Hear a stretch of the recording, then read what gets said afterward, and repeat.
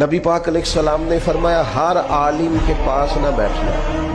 اس عالم کے پاس بیٹھنا جو تمہیں 5 چیزوں سے نکال کے 5 چیزوں میں داخل کرے۔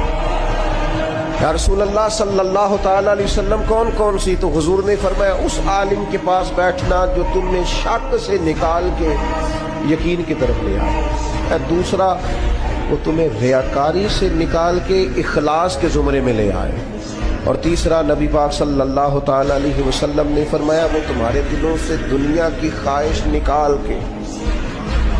اور تمہارے دل میں تمہارے رب جو تمہیں آخرت میں چیزیں دینے والا ہے اس کی محبت تمہارے دلوں میں پیدا کر دے۔ اور چوتھے نمبر پہ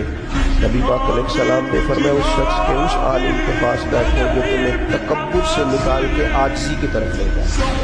اور پانچواں اللہ کے محبوب علیہ السلام نے فرمایا اس عالم کے پاس بیٹھو جو تمہیں دشمنی سے نکالے۔